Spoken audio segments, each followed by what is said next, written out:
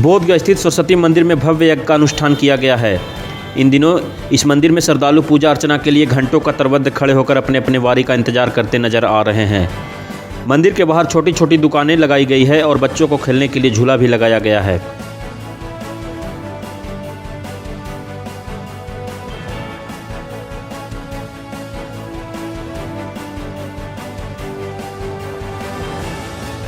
आज माघ बसंत पंचमी है और ये माता सरस्वती का बहुत ऐतिहासिक मंदिर और प्राचीन काल से बहुत पुराना मंदिर है।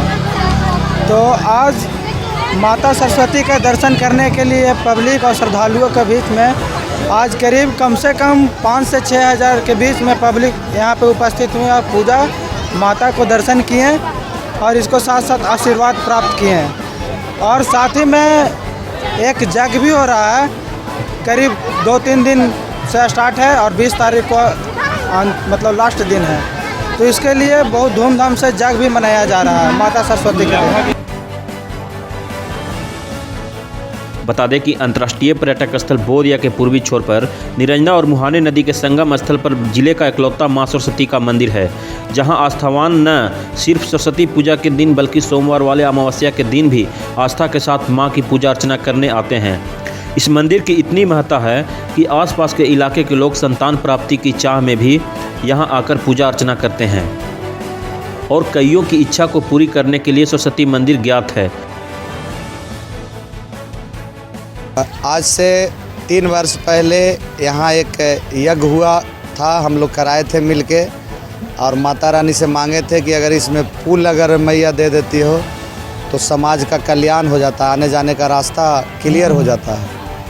और यज्ञ करते समय मन में भावना बना कि ये प्रयागराज के तरफ बोधगया में संगम हो, चौकोर कमरे नुमा मंदिर के अंदर जमीन का स्थिति भी हम देखें कि मैया का बहुत काफ़ी ज़मीन है जिसे संगम मेला हो सकता है। उसके बाद 1 साल के बाद दूसरा साल में मैया पुल दे दी, पुल में काम लग गया। दूसरा साल नहीं किए, तीसरा साल फिर यज्ञ किए। तीसरा साल हम लोग मांगे, जिस समय पानी नदी में चल रहा था बहुत थोड़ा सा, हम लोग बाबा के बीच बोले कि मैया धार तेज कर देना, मैं धारा मांगा हूँ। तो उस समय धार करीबन 20 गुना बढ़ गई। इस बार तीसरा बार यज्ञ इसलिए हम लोग कर रहे हैं कि कोरोना से बहुत विश्व में अशांति फैला और कोरोना से मुक्त पाने के लिए माँ शारदा भवानी को इस धरती धाम पर सरस्वती महादेवी यज्ञ और साथ में सरस्वती महासंगम मेला का आयोजन भी रखा गया है। जो प्राचीन मंदिर से जाने जाते हैं माँ शारदा भवानी, यहाँ प्राचीन में जब सोमवारी अमावस्या होते हैं तो यहाँ डायरेक्ट मेला हो जाती है। ये प्रकृति का सौंदर्य का चीज़ है। तो इसको हम श्रवण कुमार, ललन पासवान, सुधीर पांडे 4-5 लोग मिल के इस संगम में हम लोग लग गए। बढ़ाते बढ़ाते 2021 में 11/1/2021 का इसका जल यात्रा था, जिसमें माननीय सुरेंद्र प्रसाद यादव जी चल के आए और फीता काटे, जगमंडप प्रवेश कराए। उस दिन से हम लोग लगन से इस यज्ञ को बहुत अच्छे प्रकार से करते आ रहे हैं और प्रतिदिन इसका भीड़ दुगना में बदल रहा है। आज लगभग कितने लोगों की भीड़ होगी, कितने पुजारियों की भीड़?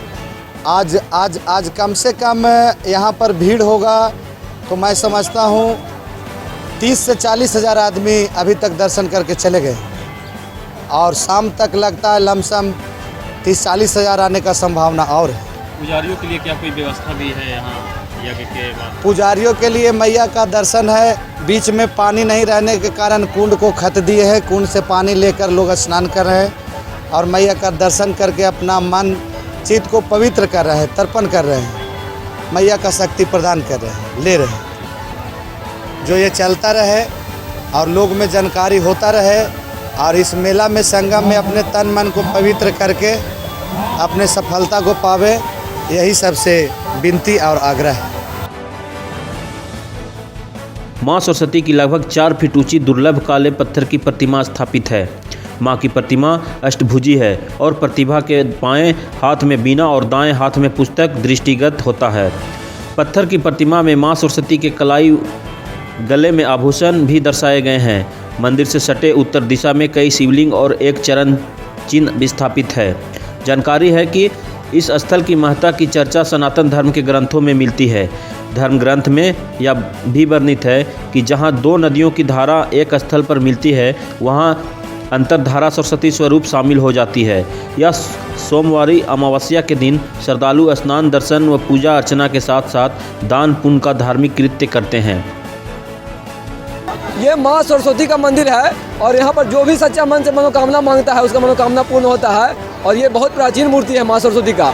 और जो भी जिसका पुत्र नहीं होता है वो पुत्र के लिए कामना करती है माँ से, उसका पुत्र की प्राप्ति भी होता है ये मंदिर में। आज यहाँ कितने लोगों की सैलानियों की भीड़ होगी? आज यहाँ पर कम से कम 5000 सैलानियों की भीड़ उमड़ी है। अच्छा, ऐसे सुनने में आया कि इस माता को बड़ी आँख वाली माता भी बोलते हैं जी। तो इसमें क्या है, थोड़ा सा विस्तार से बताएंगे? जी, ये जो मंदिर देख रहे हैं आप, ये जो मंदिर को चोर लोग आज से करीब 15 साल पहले 20 साल पहले चोर लोग 2 बार कोशिश किया ये मूर्ति को हटा दे यहाँ से और लेकर चला जाए, लेकिन माँ में इतना शक्ति है कि अपना वजन इतना बढ़ा दी कि यहाँ से गई नहीं। और ये जो माता है उनकी आँख से उस समय आंसू चल रही थी।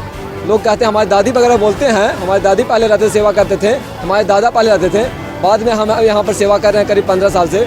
तो ये जो माता रानी का मूर्ति है वो कोई मामूली मूर्ति नहीं है, बहुत शक्तिपीठ मूर्ति है माता रानी का। मंदिर का जीर्णोद्धार कब किया गया? मंदिर का जीर्णोद्धार ये जो देख रहे हैं ये बोधगया मठ, ये बोधगया मठ से मंदिर स्थापित है और ये आदिगुरु शंकराचार्य जो थे उसी समय का यह स्थापित मूर्ति है माता रानी का। ये यज्ञ ललन पासवान और श्रवण कुमार के नेतृत्व में आयोजित की गई है। यहाँ तीसरी बार यज्ञ का आयोजित किया गया है। अभी कार्यक्रम मेरा 11 तारीख को कलश यात्रा हुई है जग का, महा सरस्वती जग है। इसमें माँ का जागरण भी हुआ उस दिन, कलश दिन जागरण वगैरह कराया और अभी तक पूजा प्रताप चलती रहा है। हम लोग को 20 तक चलेगा, 21 को लास्ट हम लोग को खत्म हो जाएगी। गया जिले के कोच प्रखंड स्थित आती थाना क्षेत्र में एक युवक का शव गेहूं के खेत से मिला है। शव को पाए जाने से इलाके में सनसनी का माहौल बना हुआ है। शव का पहचान सतीश यादव के रूप में की गई है, जो ऑटो चलाने का काम करता था। मिली जानकारी के अनुसार सोमवार को अपने ऑटो पर सवारी लेकर सतीश यादव निकला था, जिसके बाद वापस नहीं आया। वहीं मंगलवार को उसके घर के महज 3 किलोमीटर पर उसका शव मिला। बता दें कि सतीश यादव अपने मां बाप का इकलौता संतान था। फिलहाल मृत सतीश के मां बाप इस मामले में कुछ नहीं बताया है।